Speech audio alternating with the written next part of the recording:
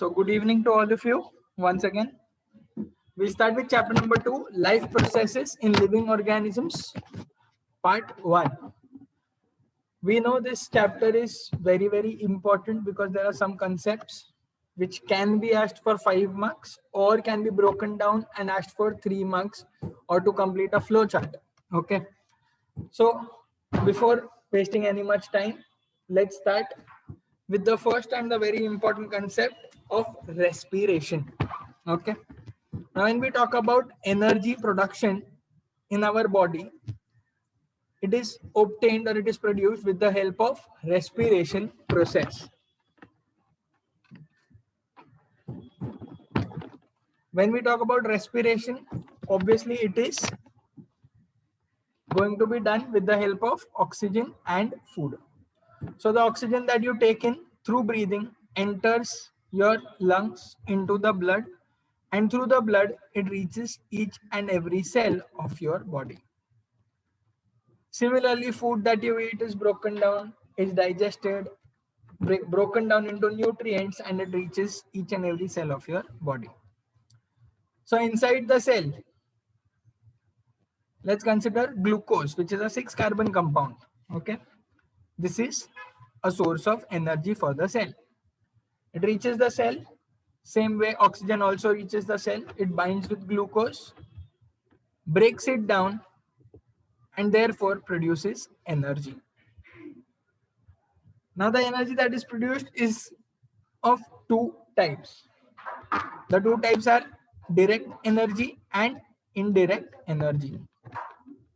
When we talk about direct energy, it is something that can be taken as cash. That is, you can immediately use it as soon as it is produced. So this is in the form of an energy-rich compound called as adenosine triphosphate. I repeat, the direct energy is in the form of adenosine triphosphate. Correct, Yash? It is also called as the energy currency of cell. Very important 1-mark question. Then we talk about indirect energy. As the name suggests, this is not going to be in the form of a cash. It is going to be in the form of a check. Okay. Just to compare that direct can be used immediately, indirect cannot be used directly. It has to be converted to direct form. So if I give you a check, you will go and deposit into the bank, and bank is going to give you money for it. Basically, it is going to convert into direct energy and give it to your body. So indirect energy is like check, which you cannot spend directly. It is in the form of 2 coenzymes, NADH2 and FADH2. NADH2 is nicotinamide adenine dinucleotide. FADH2 is flavin adenine dinucleotide.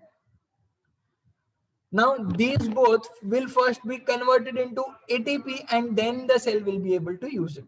So obviously you have to remember how many ATP one NADH2 molecule will give you and one FADH2 molecule will give you.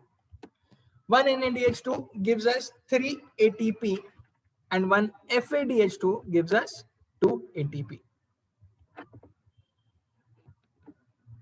Now, if you think that this conversion of food into energy is a one-step process, you are wrong.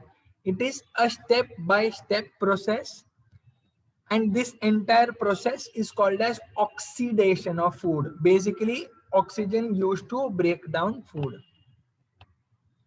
Now, the 3 steps which are involved are glycolysis, Krebs cycle, and ETC reaction. I repeat, glycolysis, Krebs cycle, and ETC reaction. Now, this entire process happens inside the cell, therefore called as cellular respiration. The basic definition for respiration is breaking down of food and producing energy. Now, if this is happening inside the cell, you give it a specific name called as cellular respiration. Let's look at the first step, glycolysis. Very simple. Break it into 2 parts, glyco and lysis. Lysis matlab breakdown, glyco here stands for glucose. The process of glycolysis was discovered by 3 scientists, Gustav Emden, Otto Meyerhof and Jacob Parnas, therefore giving it the name EMP pathway. Now, when we talk about EMP pathway, you have to remember that this happens in the cytoplasm of the cell. So when we talk about glucose, which is a 6-carbon compound, it is present in the cytoplasm. Okay.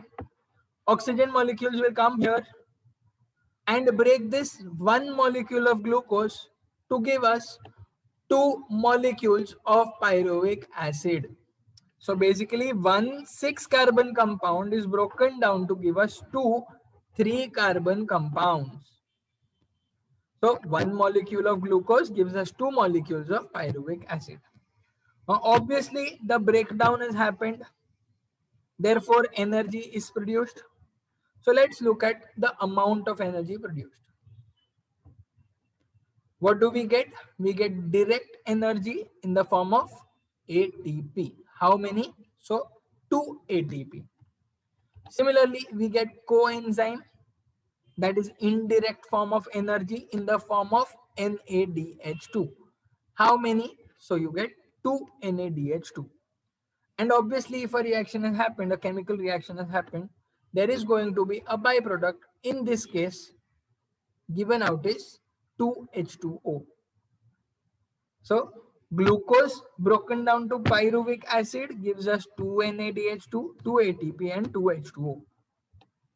Then we go to the second step, that is pyruvic acid broken down to give us acetyl coenzyme A. Rather, pyruvic acid getting converted to acetyl coenzyme A. Very important, converted, because 3 carbon to 3 carbon. There is not going to be a breakdown made. There is going to be conversion. Basically, the structure of the compound is going to change. So one molecule of pyruvic acid converted into acetyl coenzyme A. Similarly, the other one will also be converted and give us acetyl coenzyme A. So this here, the energy produced is in the form of coenzyme. Which coenzyme? NADH2. How much? Again 2. And the byproduct is going to be in the form of CO2. So again, entire glycolysis process, if we see, you get one glucose broken down to one pyruvic acid. Pyruvic acid further converted to acetyl coenzyme A. And in this process, we get 2 ATP, 2 NADH2, 2 H2O as the byproduct. And the second reaction, we get 2 NADH2 and 2 CO2 as the byproduct. Now this acetyl coenzyme A basically is going to enter the mitochondria of the cell. Okay. This is under the Krebs cycle, which was given by Sir Hans Krebs. It is a cyclic reaction wherein acetyl coenzyme A will be broken down to give us energy. Now, inside the mitochondria, what happens is, we are going to consider only one acetyl coenzyme A molecule. The second one is going to break down in the same manner. So, in the acetyl coenzyme A, acetyl part is going to be broken down. And therefore, we are going to get final product as citric acid. Now, when you look at citric acid structurally, you will find that there are 3 carboxylic acid groups. The 3 carboxylic acid group, therefore Krebs cycle is also called as tricarboxylic acid cycle. Now citric acid cannot further be broken down. Therefore, Krebs cycle covers your complete oxidation of food. Basically, there is no further breakdown of food that is possible. So here the energy that is produced while breaking down of acetyl to give us citric acid, we get direct energy in the form of 1 ATP, indirect energy, that is coenzyme, in the form of 1 NADH2 and 1 FADH2, and the byproducts H2O and CO2. So this is the end for tricarboxylic acid cycle, also called as Krebs cycle. And the third process called as the electron transfer chain reaction, in short ETC reaction. All the indirect energy is going to be converted to direct energy. So one NADH2 is going to give us 3 ATP, one FADH2 is going to give us 2 ATP. And H2O and CO2 are going to be the byproducts. So overall, if you look into these, in the first step, that is glycolysis, the total amount of energy that you get is 2 ATP and 4 NADH2. So 4 3s are 12. So in the first step, you get 14 ATP overall. And then in the Krebs cycle, you get 1 ATP, 1 NADH2 and 1 FADH2. So 1 NADH2 is 3 ATP, 1 FADH2 is 2. So 3 plus 2, 5 plus 1, 6. So overall you get 20 ATP with 1 glucose and one pyruvic acid molecule. Similarly, in the second one, you get another 20 and overall you get 40 ATP molecules. But I hope you people remember that 2 ATP molecules are used in the first step at glycolysis. Therefore, the net reaction will give you 38 ATP.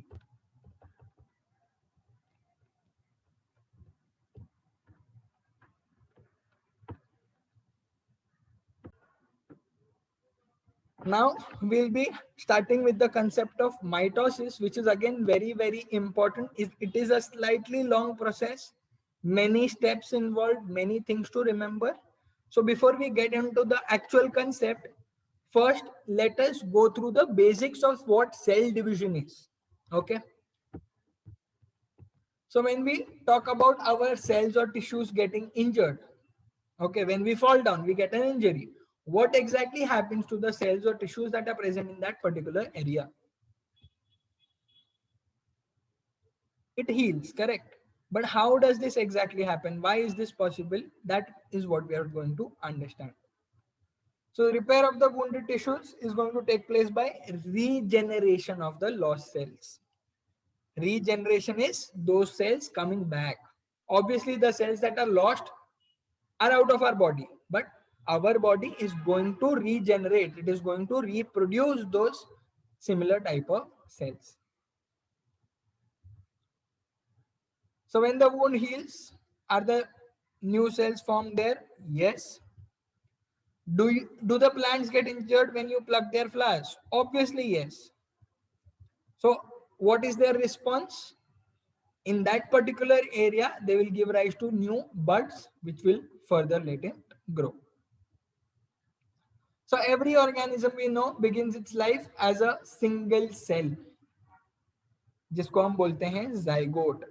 This zygote slowly and steadily grows, divides and redivides to give rise to multiple cells that will give rise to forming tissues and organs, and therefore an organism entirely will be formed. So basically, from one single cell to become a multicellular organism, obviously that cell has to divide and redivide to give rise to an entire organism. In some organisms, there is going to be only one parent cell, basically reproducing asexually. So that one single cell is going to divide and give rise to two new individuals. So this is something that we see with asexual reproduction. Now, how are all these events possible? All of it is possible because of a concept called cell division. Now, cell division obviously has to be one of the most important characteristics of all the living cells and all the living organisms. Why? Because reproduction is also going to be possible through the activity of these dividing cells. Just on the previous slide, we've seen that amoeba, euglena, use cell division to give rise to new organisms. Similarly, here you can see yeast reproduces really fast with the help of division of cells. So growth of a multicellular organism is also because of cell division. From a zygote to an embryo to an organism, cells are non-stop dividing. Even at this particular moment, there are cells in your body that are dividing and redividing to make up for the cells that are lost. Cell division also helps to repair the wear and tear of the body. All your injuries get healed. All your wounds get filled with the cells because the cells that are below are helping with cell division.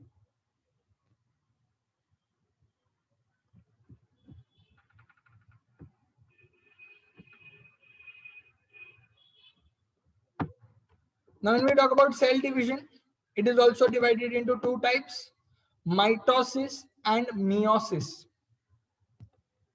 Mitosis is going to take place only and only in the somatic cells, whereas meiosis is going to take place in the reproductive cells.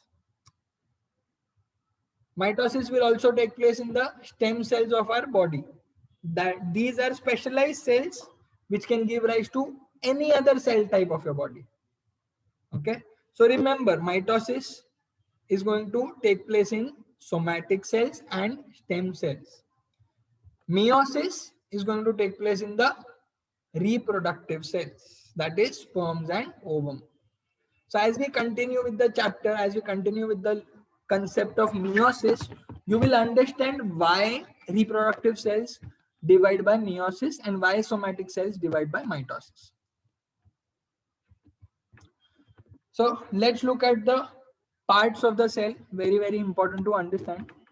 First, we have a cell membrane, then we have cytoplasm, then we have a nucleus. Nucleus के ऊपर centriole, nucleus covered by a nuclear membrane. Then it has a nucleolus, and last but not the least, chromatin fiber. Now this chromatin fiber is basically our DNA.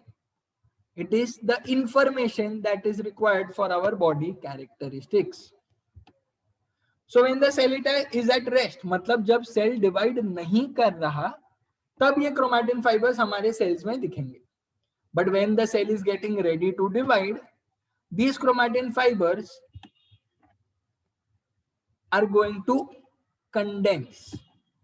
They are going to shorten, and therefore they are going to become visible like chromosomes. Okay. So first it is going to be appearing like a thin network of threads. Now it is going to become short, condense, and therefore look like thick threads called as chromosomes. Chromosome number is denoted by N. But we all know from the previous lecture and the previous chapter that chromosomes are always present in pairs. Therefore, the total number of chromosomes we write as 2n. I repeat, the total number of chromosomes written as 2n.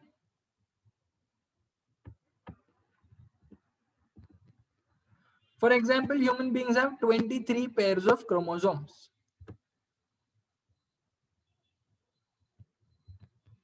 So the total number of chromosomes is 46.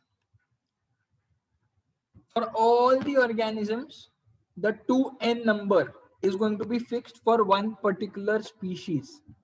Okay, मतलब all human beings, normal cases, are going to have 46 chromosomes.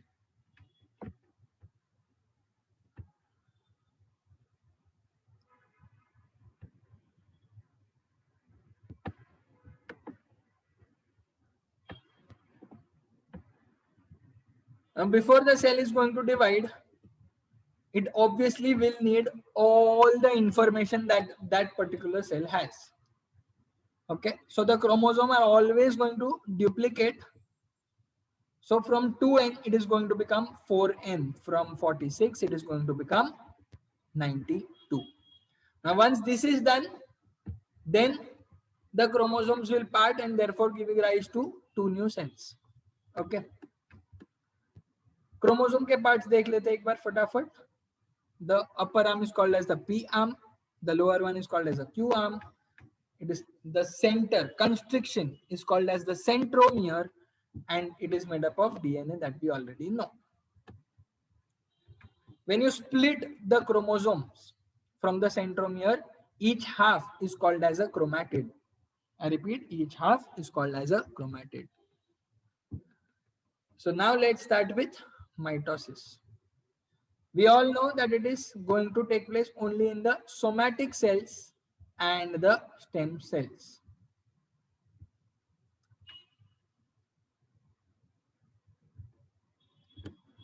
Mitosis can be divided into two phases: karyokinesis and cytokinesis.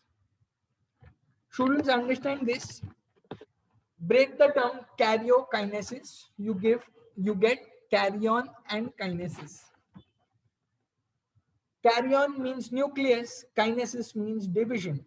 So the first phase, karyokinesis, is basically nuclear division. And the second one, cytokinesis, is nothing but cytoplasmic division.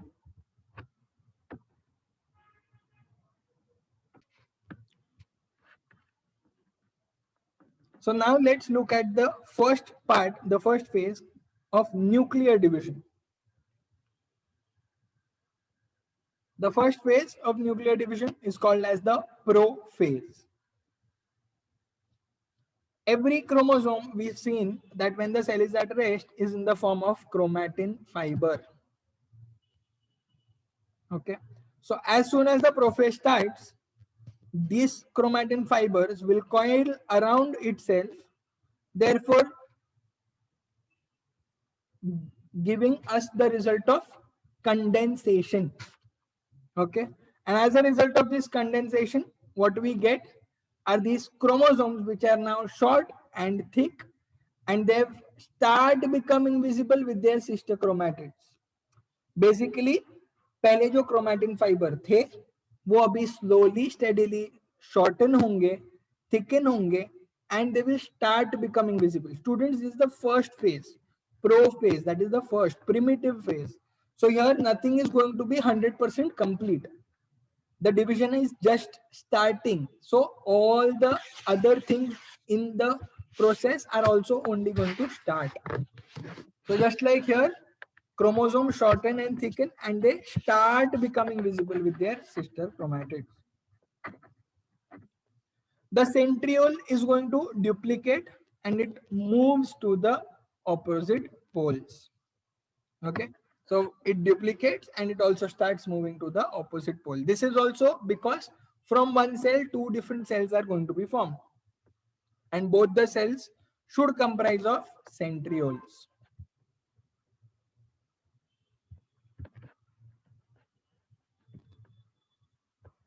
Nuclear membrane will begin to disappear and nucleolus also begins to disappear. Prophase हो गया यहाँ पर खत्म. एक और बार फटाफट revise कर लेते हैं. We know that chromosome in the initial stages is going to be in the form of delicate chromatin fiber. It is going to coil around itself. The process is called as condensation. Because of this, the chromosomes are going to shorten and thicken, and they will start becoming visible with their sister chromatids. Nuclear membrane and centriole duplicates and it reaches the opposite poles. Nuclear membrane and nucleolus also begin to disappear. Then we go to the second phase called as the metaphase. Here, whatever started in the prophase is going to completely finish in the metaphase. So nuclear membrane completely disappears, nucleolus completely disappears, chromosomes complete their condensation and are clearly visible with their sister chromatids. I repeat, they are clearly visible with their sister chromatids. तो prophase का जो end था, nuclear membrane starts to disappear, nucleolus starts to disappear. Here it is completely disappeared and also the chromosomes are now clearly visible with their sister chromatids. All the chromosomes are going to be arranged parallel to the equatorial plane, that is the central plane of the cell. And a special type of fiber called the spindle fiber are going to be formed from one centriole to the other. Okay, so these spindle fibers will basically pass through the center of each chromosome, that is centromere of each chromosome. Once again, let's do metaphase. Nuclear membrane completely disappears, nucleolus completely disappears, chromosome complete their condensation and now are clearly visible with their sister chromatids. All the chromosomes are arranged parallel to their equatorial plane. Special type of fibers called as spindle fiber. These are protein fibers which are going to be formed between the centromere of each chromosome and both the centrioles. Then we talk about the third phase called as the anaphase. In this phase, the centromeres are going to split. Sister chromatids of each chromosome are going to become separate. Basically, centromere बीच से टूट जाएगा and the sister chromatid, मतलब जो दो chromatids मिलकर एक chromosome बना रहे थे, वो हो जाएंगे अभी split. They are pulled apart in the opposite direction with the help of spindle fibers. So just like we control our kite with the thread, chromosomes here are going to be pulled because of these spindle fibers. So the spindle fiber will contract and therefore the chromosomes are going to be, the chromatids are going to be pulled apart. Now these separate sister chromatids are called as daughter chromosomes. I repeat, the separated sister chromatids are called as daughter chromosomes. Simple way to remember this, when one cell breaks to give us two, we call them as daughter cells. Here one chromosome breaks to give us two, therefore called as daughter chromosomes. Each set of chromosome is going to reach at the opposite poles of the cell, basically where the centrioles are present. And when the chromosomes are being pulled apart, they appear like bunch of bananas. Then we come to the last phase called as the telophase. Now the chromosomes which have reached the opposite poles of the cell will now start to decondense. Now when the chromosomes decondense, obviously they are going to require protection because this is very, very important material. So due to which they now become thread-like thin and become invisible. Along with this, nuclear membrane is formed around the set of two chromosomes. Thus, two daughter nuclei are formed. So one nucleus splits to give us two nuclei, again the same concept, therefore called as daughter nuclei. Now once the nuclei are formed, nucleolus also reappears in both the daughter nucleus. I repeat, nuclear membrane is formed, therefore two daughter nuclei will be formed. Nucleolus is going to reappear in each of the daughter cells. Spindle fibers obviously have no function now, therefore the spindle fibers will disappear completely. Here you can say that the karyokinesis completes and the cytokinesis begins.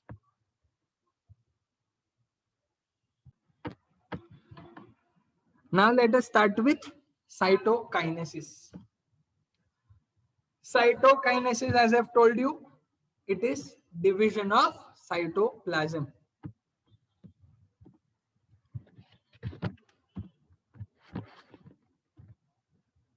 In case of an animal cell is going to have cell membrane as the outermost part, correct? So the cytoplasm is going to form a notch on the equatorial plane of the cell.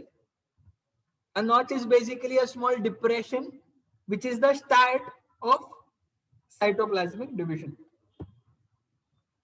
So this notch is going to gradually deepen, therefore giving rise to two new cells called as the daughter cells. I repeat once again, equatorial plane पे एक notch form होगा जो gradually step by step deepen होगा, giving rise to to new cells called as the daughter cells. Now if this is happening in case of a plant cell, so we have studied that the plants have a cell wall, so that cannot form a notch at the external membrane. So in a plant cell, a cell plate is going to be formed at the midline of the cell, that is again the equatorial plane, and the cell plate is gradually going to grow, therefore cutting the cell from the inside. Again two new cells are formed which are called as the daughter cells. So mitosis is done here. That is all for the today's part. Meiosis will be done in the next lecture.